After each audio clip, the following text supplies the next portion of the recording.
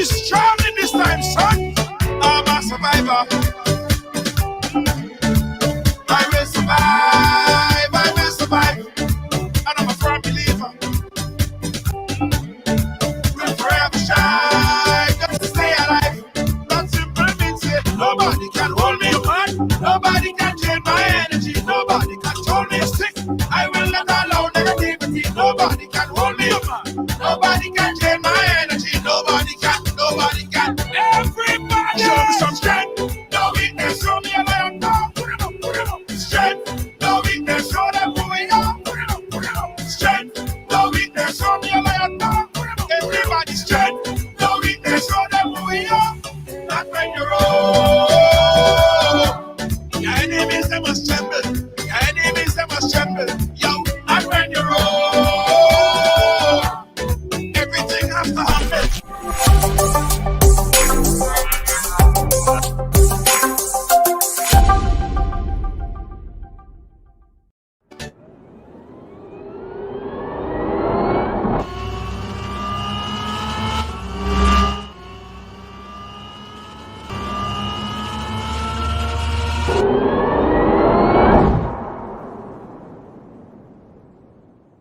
Come on, this is your opportunity to tap into the $7.3 trillion industry in this COVID time. Get interactive, hands-on in the Forex and crypto market. Educate yourself in this financial industry. All of this is possible right now with a multi-source income generator. This program will allow you to learn while you earn in this lucrative decentralized industry. Take advantage of this trading academy, personal development, create multi-source stream income, trading ideas in this global market, get discount travel with your own portal, bonus token backed by bitcoins, and so much more. For more information, contact Kristen Alexis at 347-834-2852 or Marisha Dash at 646-529-6570. Don't miss out on this amazing opportunity of a lifetime. Call now. Yeah. You gotta be firm in this time, son. You gotta be strong in this time, son. I'm a survivor. I will survive. I will survive. Ride along, welcome to the ride. Welcome to Tuesday on the ride. Let's stay alive. That simply means that nobody can hold me. If you're a survivor, right? In fact, if you overcome anything, if you overcame anything in your life thus far, anything, I want you to press love. You are a survivor. Yeah, man, you're a survivor. You're a survivor. Shout it out loud.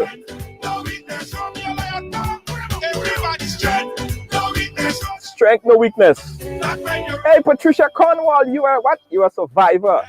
Yes, Patricia. Dodo Charles, how you doing? You are a survivor. Andrea Lawrence, how you doing? Pick up yourself. Deborah James Roberts. All my survivors. All my survivors. Everybody press love. Press love.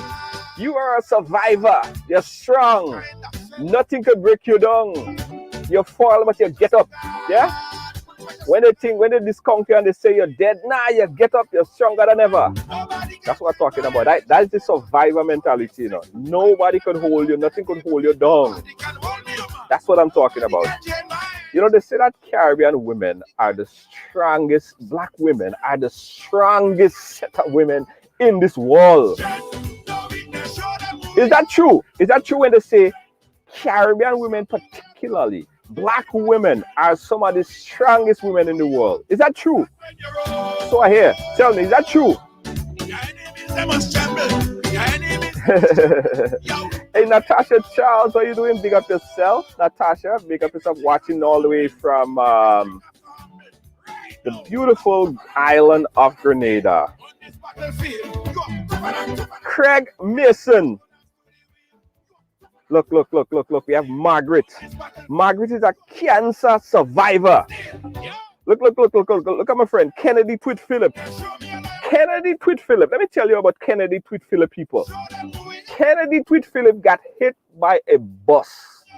This man got rammed into a building by a Kennedy, sorry to bring back the memories, but I gotta share your survivor story. This man got rammed into a building, his own building, by the way, by a bus. And look at him today, stronger than ever. Nobody's stronger than Kennedy Whitfield. Yeah. He's a survivor. Yes, man. You gotta be firm in this time. You survive. You gotta be strong. Even when you yourself saying, boy, I don't know if I'm gonna survive this, you survive. You are a survivor. Big up Lydia James, domestic violence. She survived domestic violence. You see what I'm talking about? Strong. Can't hold you down. Craig Mason, what's up, my brother? How you doing? Big up yourself. Everybody share the program. Today we're going to be speaking about survivors. We're going to be speaking about what's happening right now. What the frick is happening right now? It is crazy, and it need to be talked about. It need to be spoken about, because not pretty at all. All right. I want to stay too long with my intro today, because we have so much conversation that we need to have. Dodo Brown survived mischief. Okay, Dodo Brown survived mischief. I'm a survivor too, guys. No audio. Marilyn, you have a problem with your Marilyn, quite possibly you have a problem with your side. Check and make sure, Marilyn, it's possibly on your side if you are not hearing any audio. Right. All right, guys. So we're gonna start, and as we continue with the program, yeah, Marilyn, refresh and come back in. Let me start a watch party one more time, guys. Start a watch party one more time right here, so I could get all my friends invited. So early in January, it seems, right? Forget about it. Let's go back 1 year ago. 1 year ago, like around March 8th, March 9th, right? Before the WHO announced this global pandemic that we're in right now, we have been living through a pandemic of domestic abuse, domestic violence, murders, right? There have been no vaccine for that. It has been ongoing. But I find after the global pandemic, COVID pandemic, raised ugly head, it seems to me, correct me if I'm wrong, that there have been some kind of upsurge in domestic abuse reports. I'm not saying that it has not been happening for all this length of time. It probably was there, very evident. But there been so much more reports of domestic abuse. Now, I brought on today a group of friends that I think is necessary that we hear their story. They started actively doing things to see how they could get the word out about domestic violence, murder, rape, and what's happening in our community. First, I want to introduce Sharon. Are you there? Sharon, if you're there, start back your video. I see I lost your video there, Sharon. All right. Let's start with Sharon Kuja. Sharon, first of all, welcome to the program. How are you doing, Sharon? Thank you. Good afternoon. Good evening. I'm fine. And you? I'm great. And Sharon, I got to thank you for coming on today to share the story of your friend. And I was speaking about, pandemic. And this particular conversation today is about a pandemic. And it has been happening for a long time. And I ain't seen nobody coming up with no ways to fix this or vaccine to fix this. It's ongoing. Sharon, before we start about the story with your friend who was murdered by her husband, tell everyone a little bit about yourself. Okay. Well, my surname is pronounced Kurja. It's Sharon Kurja. Kurja, sorry. Yes. I'm a single mom of 2 girls. I'm a teacher. I teach visual arts. I teach adult education as well too. Teaching is my passion. I teach in a girls' school, So you know how domestic violence gonna be hitting me more at home because I'm there with 1,000 girls. Well, Yeah. before we were knocked down. So this is an issue that is close to home in terms of having experienced it and actually having to make an impact on these young girls who are going out into society and what they are going to face there. So that's basically me in a nutshell.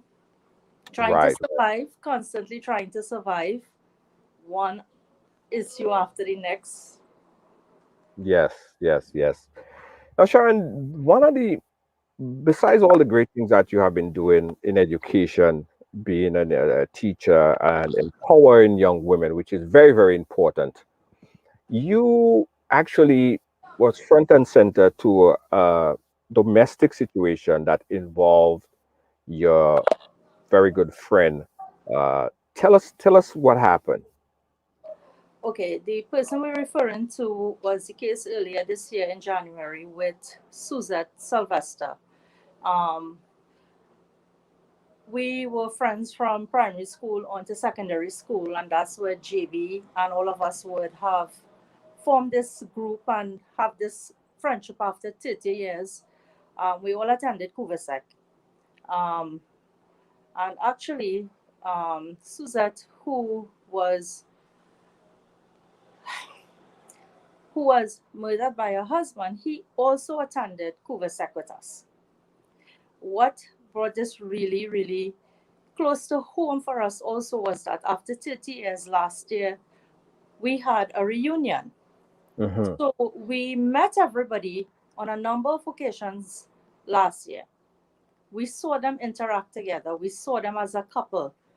They were like the celebration for everybody that, oh my gosh, after 30 years, they're still together, they're married, they have kids. He was so attentive to her and all of these things. And when it happened, it was like, what?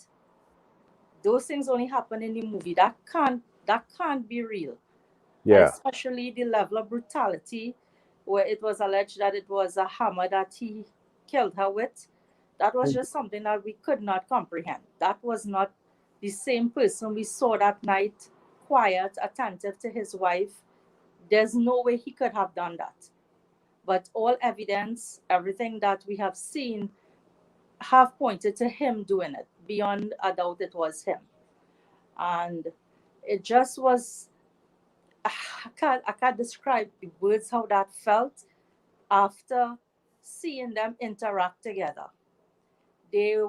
She was smiling, they were taking out pictures together, they were talking about their two grown kids, and then this. So it's like, do we have two faces as women? We have that face we put on for the public to see that we have a good life or everything is okay. And what do we face behind closed doors?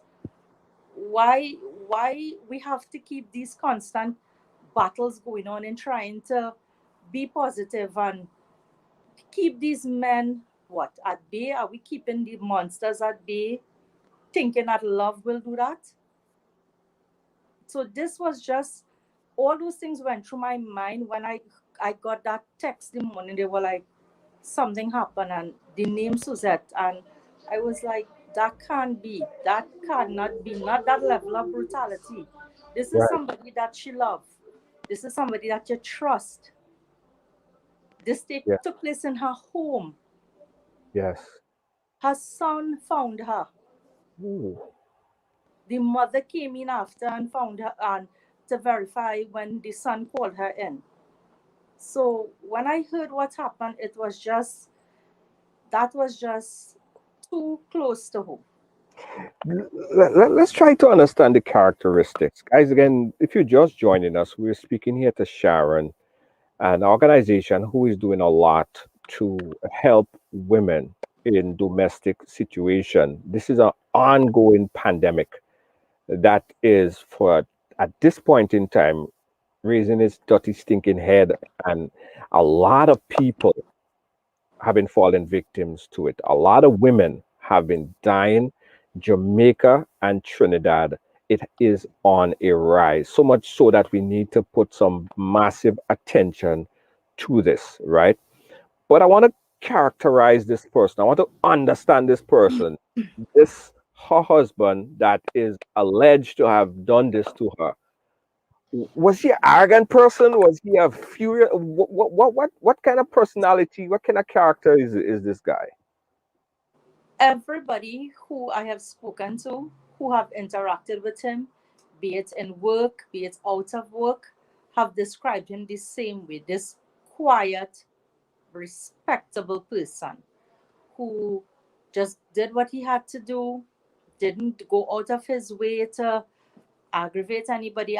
Even in school, we've never heard any altercation with him and anybody in school. People who were in his class, they were like, he was so quiet, even in school, Right. right? Um, but there was this whole thing that he had this really, really bad streak of jealousy. So she couldn't talk to students that she would have taught in school. She couldn't have talked to people she went to school with, even villagers and stuff, that he will get jealous. And she was the type who, if she didn't see you in a while, was said she was this big hugger. She would hug everybody. From man, woman to child, she would hug and greet. And that was a big issue with him. That jealousy was a big issue. So I've had conversations with her now and then over the years. She did indicate that they had difficulties in the marriage, but then again, who didn't? I remember asking her because I had heard a rumor that Mm-hmm. he was physically violent with her. I asked her that question. She did not answer me. She did say they quarrel a lot, Mm. right? So I tried to have a conversation with her, I remember, a few years ago, because at that time I was separated. And at that time, she was also separated with him for a short period of time. So we did have a little conversation there. And when I thought back after everything happened, I was like, why didn't she walk out? Why didn't she leave? She was independent in terms of she had a good job. She was also a teacher. Where she lived there was that was the village she's from. So she had that support going on there. Do we really believe as women that, if we really love them, or maybe we're not loving them enough and that's why they're doing the things they do we hold on hoping that that's this fairy tale thing that love will conquer all, and if we keep loving them and we keep giving, they will know that we really love them, and just suppress what our personality what why did she have to suppress the fact that she was a social person and like to greet people just to appease him? It was like going through my mind was like, that is how she was always this bubbly smiling person. When she laughed, you could hear her in the next room. Right. So I just, like, it was so hard to comprehend what level of rage could overcome somebody that you're supposed to have loved and trust, because they said it was a hammer that he hit her with, and not just once, a couple times. Ah. When we when we when we doing something with a hammer and we just even pong our own finger, we just be in so much of pain. How could you do that to somebody you love? Somebody's sleeping. How could you watch them there and take a hammer and hit them with that? What level of monstrosity have we reached in society now that it's so easy to do that? And then get in your car, make a phone call, and drive down to the police station? That And this is somebody that she would have loved and she would have trusted. So we don't have safety at home anymore. We don't have safety when we out on the streets. We don't have safety when we go anywhere. So as you said, we surviving. We're just in a constant state of survival because we're just not safe anywhere. I'm really saddened by this story, and you having to relieve and recollect this instant in that happened. Um, it, I know it's difficult for you, and I know it's difficult for all the family, the friends that's watching right now. And Kibbs is saying that there's a lot of psychological reasons why women won't leave an abusive relationship. And what I wanted to ask you is, was she a independent person? Because a lot of times when you find people are in abusive relationship, that abuser try to take away that independence from them so that they could be the only dependent, and then they could gear you and let you whatever they need you to do, they'll get you to do it because they control your money, they control your mind, they control your body, they control every aspect of your life. So then you have no other recourse but then to adhere to whatever they're saying. What was she independent, or did she Now, was she just a dependent person on him? What was that? she would have been independent, right? Now, again, we could only speculate from our perspective because the truth is only known by three persons. One is in jail, one is gone, and God is the only one who knows it all. Right. But from what we heard, and again, this is what I would have pieced together information that we got and stuff. It was in the papers as well too that she had come. She was supposed to collect some money from the government, and I believe she got part, and she gave him some money, and he wanted the rest of the money. Oh, So knowing Suzette, and I think what I kept playing back in my mind is that because I knew her so long, I know that we have the kind of same personality. Because they right. were quarreling the night from what we read and what we gathered and what we spoke to family and stuff, right? And he wanted the rest of money. And knowing her, because this is what I will do as well. I will tell you, no, you're not getting that money. Do what you want. Do what you want. I'm not giving you that money. And I figure he knew same thing exactly what you said there, that control the money and you control me, so you take away my independence. That is what he would have wanted. That is what, and she would have said, enough is enough. You're not getting my money. Because I play that in my head, and that is exactly how I would have behaved. Mm-hmm. Because you knew if you could, he would have known if he controlled the money, he would have controlled her. Yeah. And sometimes you just reach that level where you see, you know what, this is a do or die situation. I'm not going to be controlled anymore. And I think that's why a lot of women end up being on the receiving end. When we put down our foot and we said enough is enough, that is where it trips them because they can't control you anymore. They realize that element of fear is lifted Yes. and something just triggers in them where they don't know what else to do, and what they have on us brute force. Sad. Sad. Guys, if you're just joining us here, we're speaking with Sharon, and Sharon is recollecting what happened to her friend. She was basically murdered, allegedly, by her husband while she sleep. He brutalized her, allegedly, with a hammer, right? That is not even something that anyone could imagine. And we've seen so many people die in the hands, not of a stranger that run up to them and don't know who they are and don't could care less. A lot of times it's by the same people who they lay in bed with, and they vow to stay with them forever and ever.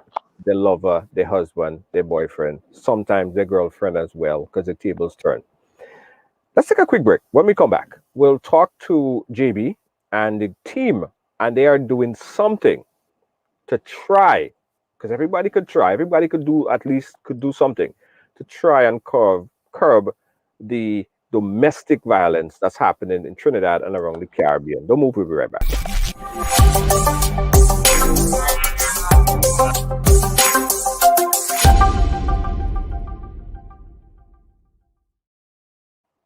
All right, so we're joined here with JB, sorry. And JB, I'd like to welcome you to this conversation, a very, very important conversation that needed to be had, it needed to be had a long, long time ago. But it's important that we have this conversation right now. JB, welcome to the program. How are you doing today, sir? Hold on, you're muted. Let me unmute you. Go right ahead, sorry. I'm good. Thanks for having me. Yes, JB. Thanks for bringing on Sharon because I know that was a close friend of yours, and you also know the story of what happened because you was also close to the individual who got killed. How did you heard about her murder and what happened to her? Well, as Sharon said, we recently had a 30th reunion, and we have a little group together that we all keep in touch, and we send jokes, good morning, how you guys doing, little updates of what's going on with each other, and then one morning we get this news in the chat. I was like, this can't be real, and then unfortunately it turned out to be the truth. Wow, wow, and the worst thing about this, JB, having to relieve this is horrible. But having when you heard about it and then understanding who is the alleged person who did it, someone, a husband, wasn't a robber of the street. He wasn't someone who could care less who that person is. It's allegedly the person she laid in bed with. Wasn't that the most shocking part of it all?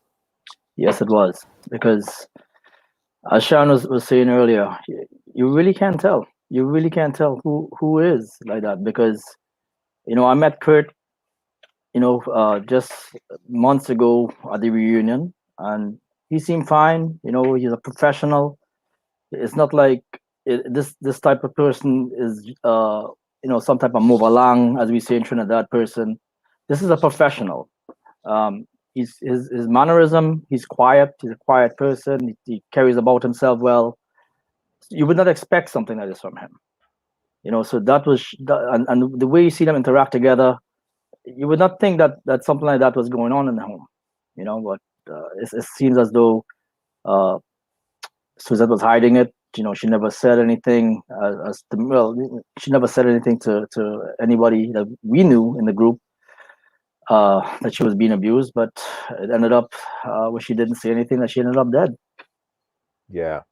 In Trinidad, where you know you're Trinidadian and you've seen what's been happening over the past year or so. Um, are you observing an upsurge in these type of domestic violence say in the recent year or so? Well, in Trinidad, we're having a problem with violence towards women in general.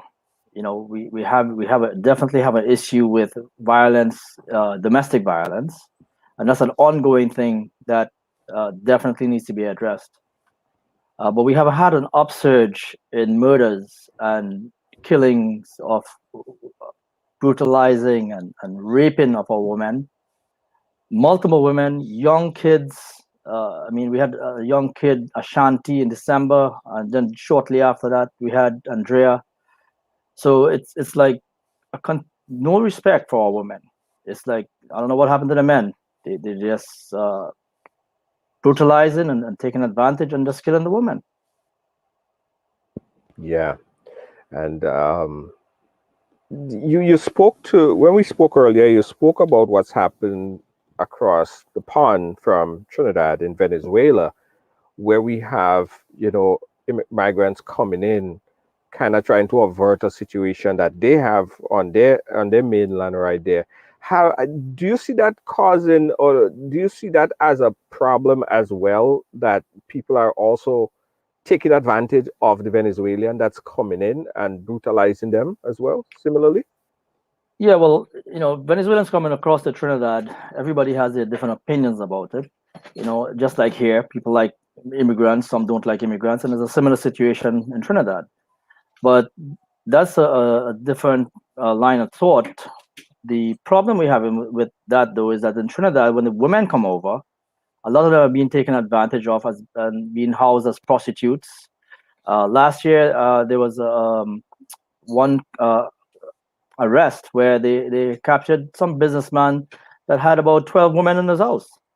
That he had them there like basically sex slaves. So so it's like no respect. So the level of monstrosity that these people are doing to these women, no respect. It's like they have no respect for them.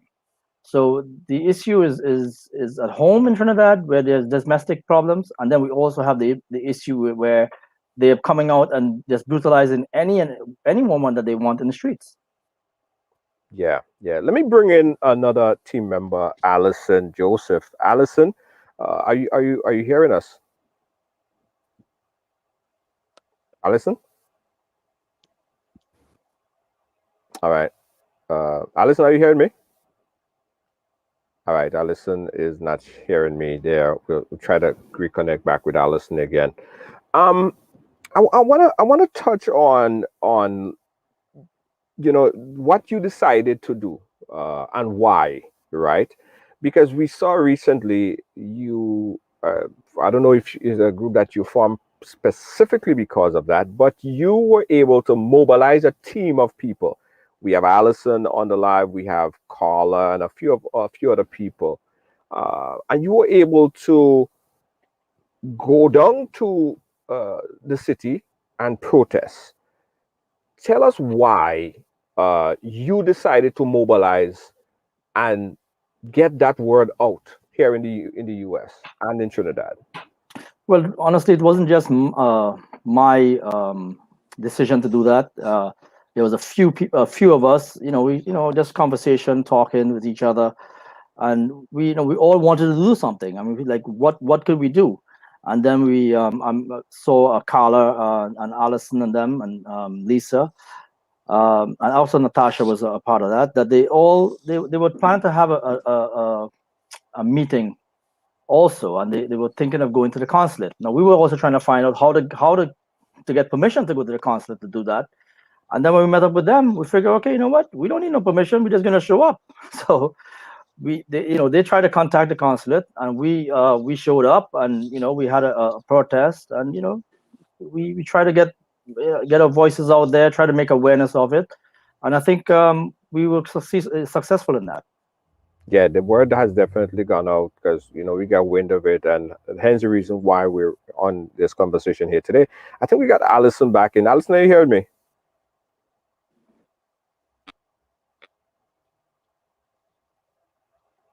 All right. Yes. Okay, Allison. Allison, tell us about your involvement in this organization and why you choose to get this message out to the general public.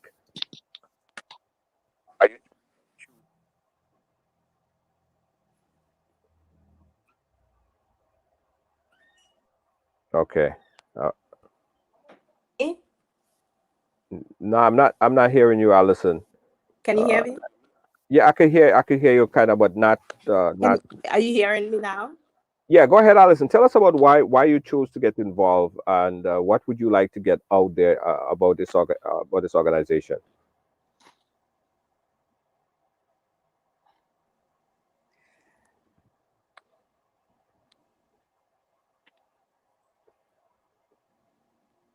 For Okay, me, so many women being murdered, children being murdered, and my cousin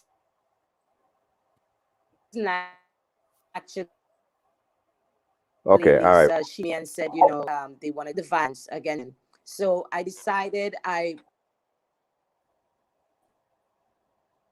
would join the group. I would come down and support. And without I to do this because I started looking up and doing some research of my own in response to being either violate domestic violence, anything against women. And I noticed there's a rise in domestic violence, in women being murdered, in things against children, even murders against children. So I decided that I'm going to start see all on the internet. Hold on. We're not hearing you too well, Allison. Stand by, Allison. We're not hearing your visual, your audio, and your video keeps breaking up. So we're gonna come back to you a little bit. Um, JB, tell us a little bit about the organization and the people who are involved in this organization, and what is the message that you are trying to get out there? All right. Well, there's several different layers to it. One of the main things is we want to bring awareness. We do bring awareness by marches, social media like this. You're able to get on CNC3, the newspaper. We want to bring awareness as much as we can. I don't think that people are aware how bad it is. People might think, okay, Trinidad is just, they have a couple of murders, whatever. It's not that. It's to the point where people lock up their houses and go inside as soon as the place start getting dark, and they don't come outside. If I go on vacation, my mother, she wants you to come inside. She don't want you to go out and hang out in the night. We live in here. I'm accustomed of I could go where I want, come back anytime, and not be scared of anything. And even when I was living home, when I was a kid, I used to be able to go out, pitch marble, do whatever, and come home late at night. That's no more. Kids can't even do that anymore. There's this kid, Sean Luke. Is a case. The only reason I bring it up is my neighbor, and the case was called This Week After 15 Years. So a couple of the things we want to bring awareness about is, beside the domestic violence and the violence against women, we want to bring awareness about the lack of efficiency and of the judicial system in Trinidad. Right. And we also want to bring awareness of, we don't need to be fighting down each other because we have of different party affiliations, because these monsters are killing anybody. Mm-hmm. When they come to kill, it doesn't matter if you're with this party or you're with that party. So it makes no sense that when we protest, to think that we're protesting against your party. We're not doing that. We are protesting against what is happening, and we want you to hold those in power accountable. Both sides, hold the opposition accountable, hold the people in power accountable. We need accountability because it has gone too far, too long. Yeah. JB, what is the real underlying problem there? Is it that laws are not in place to apprehend and lock up these people who are consistently killing men, women, and children? Or is it that the laws are there, but it's just not being implemented? Which one is it? Because this is getting really out of hand. Okay, so I'm seeing it so much in recent days. Go ahead. I'll have you and the audience make a decision on that exact thing you ask by just highlighting this. The person who killed Andrea was out on bail with 70 warrants. So the police department did their job. They arrested him. Right. He had 70 cases, yet he was able to get bail. So who is at fault? It wasn't the police. They did their job. Is it the judicial system and the corruption behind it that is causing, that's one of the root causes to having these monsters on the loose? Right. Yeah. So is it that the penalties in the judicial system is not holding them into full responsibility for their action? They are getting bail, they're coming out, they're able to walk free. Well, the thing about it is this. A man could have 2 ounces of weed and spend maybe a couple years in jail for it, right?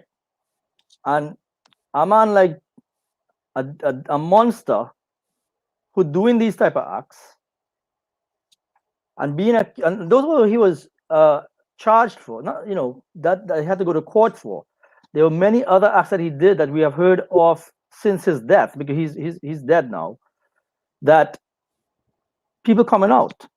So whilst he was out in the loose, he was committing these murders, these rapes, And he was never really prosecuted because the case never really got to the point to where they were going to be punished. It was a prolonged thing. It's like the same thing as I mentioned before with Sean Luke. Sean Yeah. Luke was my neighbor. He was a 6-year-old kid, a child. He was murdered.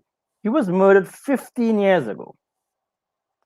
Do you know that the case for that was just called this past Monday? Wow. This past Monday.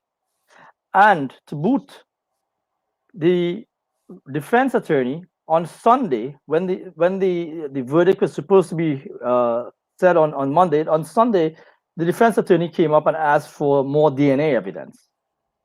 And it then prolongs the case again.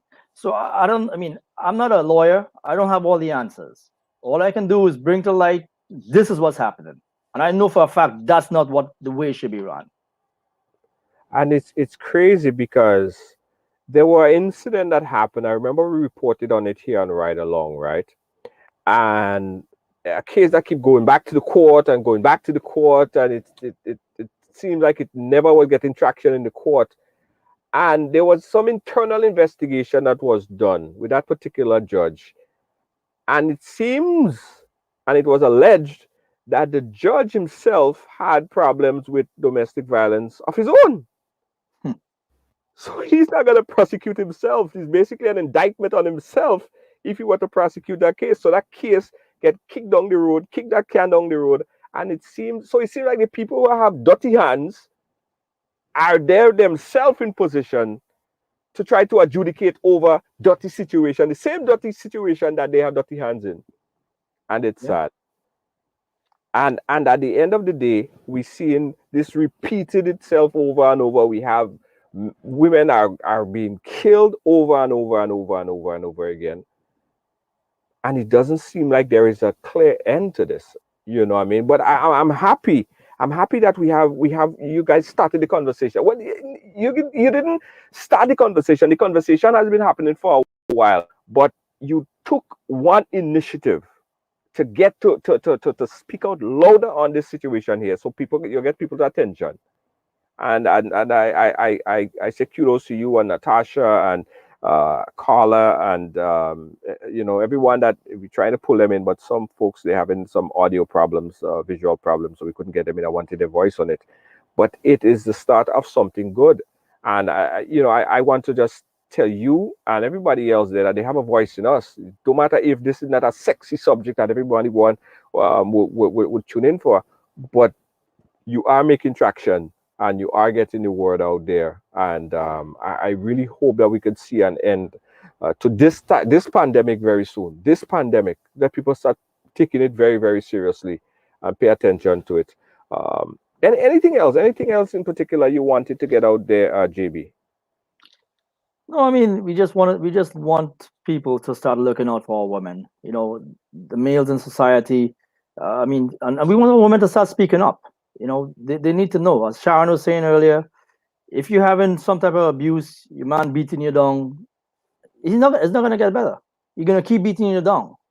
Understand that, and go and talk to somebody that you trust, and get away before you end up like our friend, dead. Yeah, yeah. And some people that are in domestic situations, I just want to reach out to you guys really quick. I'm not a psychologist or anything like that, but we've done so many of these freaking shows that I think I understand this, right?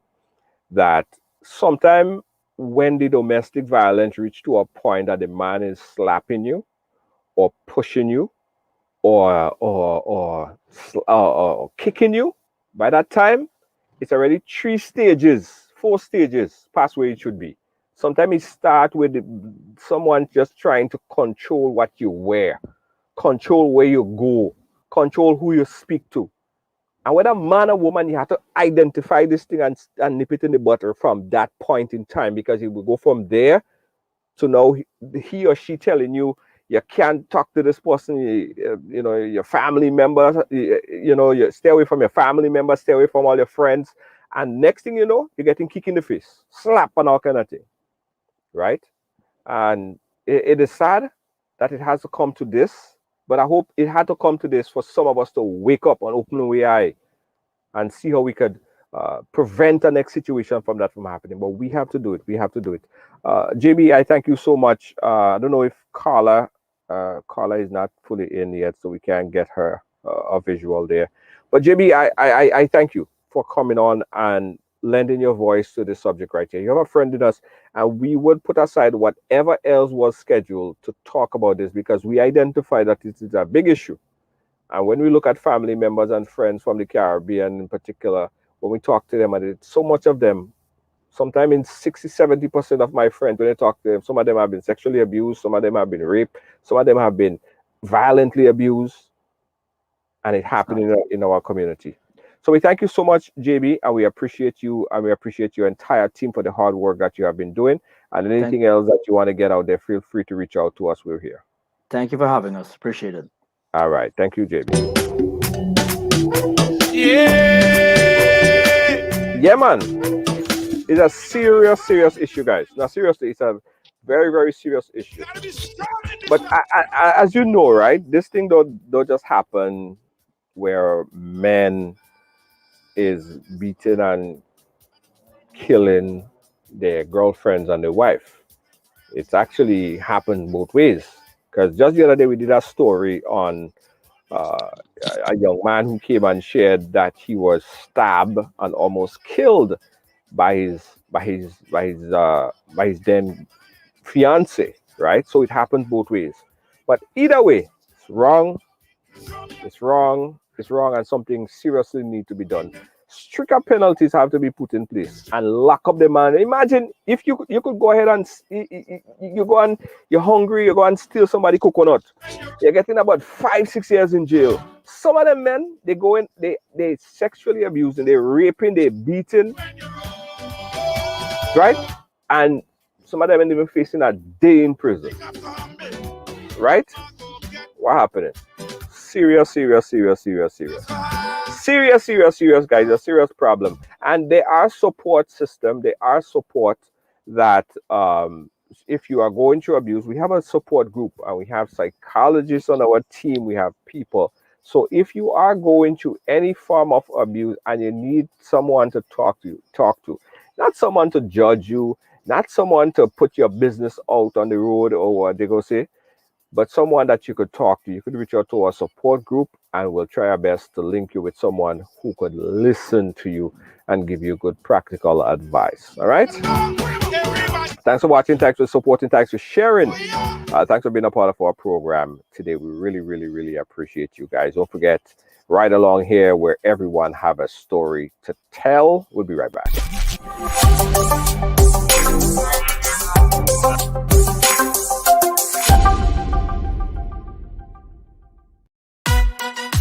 Feeling hungry, grab a snack.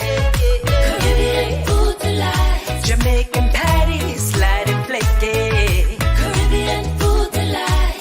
Taste the difference. Caribbean food delight. Grab a patty, take a bite. Caribbean food delight. Quick and easy, grab a patty, take a bite. Caribbean food delight. Oh yeah. What you do makes a difference, and you get to decide what difference you make. In 2020, I was nominated for the Carlino Award, which is the award for advocacy. It just ballooned from there. I decided to become an ambassador for my area, and my goal with that relationship was to build a relationship with my local politicians here and the ones that represent in Washington, to let them know what was happening with Alzheimer's, give them information, let them know that we need their support and so forth. It just opened a whole new world of people to network with and people who felt as passionate as I did about this cause, and I still do to this day. All Pro Health Staffing, www.allprony.com. Come on, this is your opportunity to tap into the $7.3 trillion industry in this COVID time. Get interactive, hands-on in the Forex and crypto market. Educate yourself in this financial industry. All of this is possible right now with a multi-source income generator. This program will allow you to learn while you earn in this lucrative decentralized industry. Take advantage of this trading academy, personal development, create multi-source stream income, trading ideas in this global market, get discount travel with your own portal, bonus token backed by bitcoins, and so much more. For more information, contact Kristen Alexis at 347-834-2852 or Marisha Dash at 646-529-6570. Don't miss out on this amazing opportunity of a lifetime. Call now. A message by the Grenada Distillers Limited. You want a hand sanitizer to do 3 things: kill germs, be gentle, and to go where you go. You can get all of that in our hand sanitizer. Hard on germs, gentle on hands, affordable. Remember, hand sanitizers contain alcohol. Keep away from heat and flames and avoid contact with eyes. Available at retailers island-wide.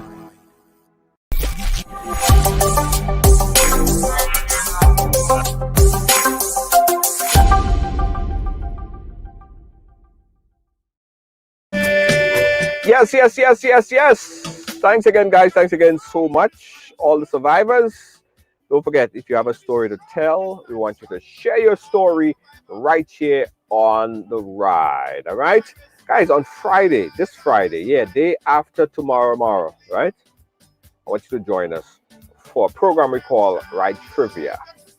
Yes, this Friday. Don't miss it. Peace out. Bye-bye. Good night.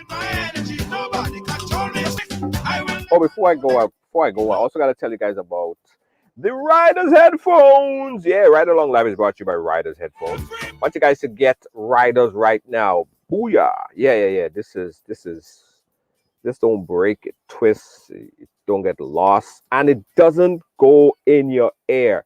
It is open air concept. It's an open air concept. So get your Riders headphones. Also, you can get your professional DJ headphones, or you could get your Riders over-the-air headphones. A whole set of different arrays. So if you're looking for Bluetooth headphones, you got to check out ridersong.com. It's scrolling at the bottom right there.